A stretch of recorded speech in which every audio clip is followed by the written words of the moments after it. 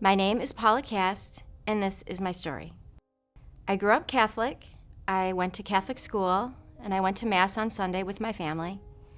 And if you would have asked me back then if I had a strong faith and if I knew God, I would have said yes for sure. But it wasn't until later in my adult life that I really began a relationship with Christ.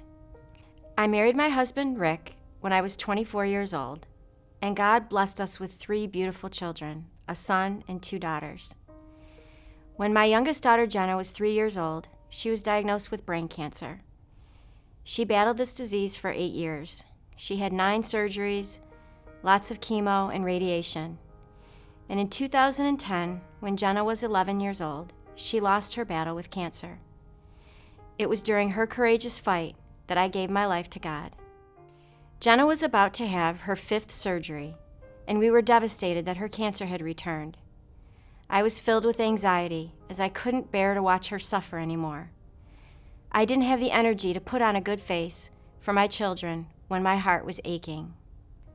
When Jenna went in for surgery, the doctors reminded us, as they always did, about the risks that were involved and how delicate the surgery was. But with each surgery, Jenna would amaze the doctors with how quickly she recovered. So I became numb to those warnings. I was, though, very saddened by the girl in the bed next to her in the ICU. She was a beautiful young girl, about the same age as Jenna, and she had been in the hospital for months. She was non-responsive, and I would watch as her mother would come in and care for her and lovingly braid her hair and do her nails and exercise her legs. And I remember thinking to myself, Lord, I could never do that. I'm not strong enough for that. About a week later, while my husband and I were trying to make decisions for our daughter, I found out what had happened to that girl. She had had a brain tumor like Jenna, and something went wrong during surgery. I was speechless.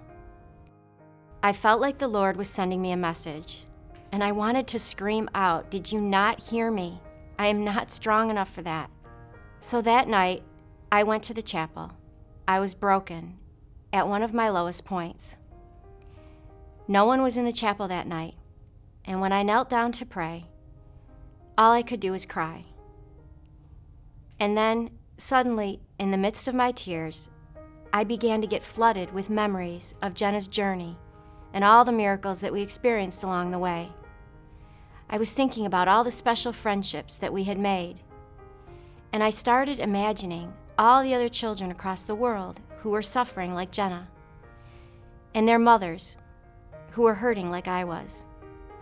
I started gaining strength from them.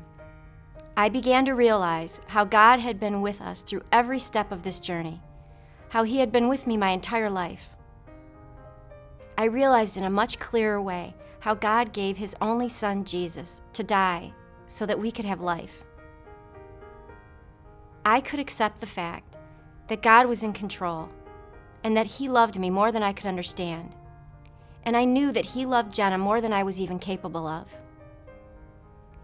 I became filled with gratitude to God for blessing me with my 3 children. I was so grateful that He chose me to be their mother.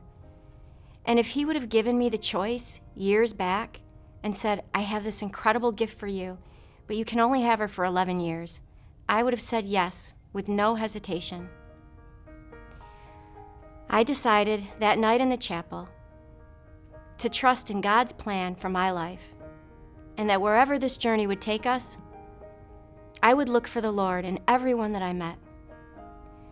I knew that God was with me, and I knew that He would love and care for my family.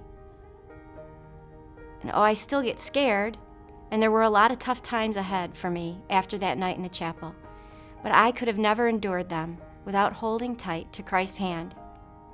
During Jenna's illness, our family started a children's charity called the Jenna Kast Believe in Miracles Foundation that helps other children with life-threatening illnesses. And even though I lack business experience and nonprofit skills, God had blessed me with the ability to help other children like Jenna. And He has sent many angels along the way to help me just when I needed it the most. As I look back on my life, I can see how God had been speaking to me in so many different ways. And now I spend more time listening to God And even though I still fall short, and I still grieve, and I still worry, there's a peace in my heart. I know that I am not alone, and that I am loved unconditionally, and that is incredible. Having Christ as my Lord and Savior gives me a joy that is beyond explanation, and it is a joy that I want to share with everyone that I know.